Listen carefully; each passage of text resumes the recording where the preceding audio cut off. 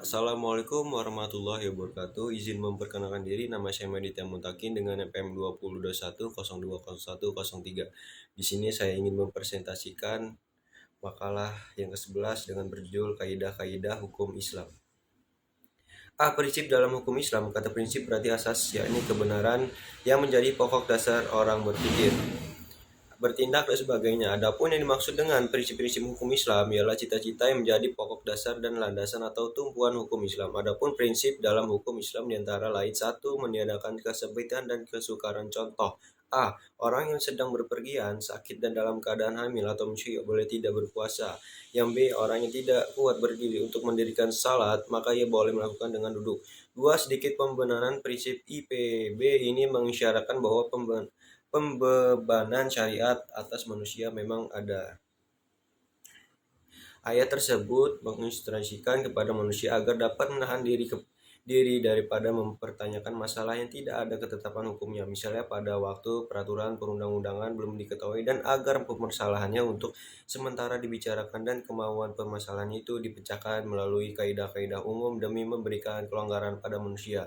Yang ketiga, bertahap dalam menetapkan hukum. Al-Quran diturunkan secara berangsur-angsur bukan sekaligus, sebab mengingat potensi manusia yang sangat terbatas, sehingga ketika ada ayat yang telah diturunkan kemudian dipahami berulah ayat lain diturunkan. 4. Memperhatikan kemaslahatan manusia dalam menetapkan hukum selalu didasarkan pada 3 sandi, yaitu hukum ditetapkan secara masyarakat membutuhkan hukum. Hukum itu B. Hukum-hukum ditetapkan oleh suatu kekuasaan yang berhak menetapkan hukum dan memudahkan masyarakat ke bawah ketetapannya.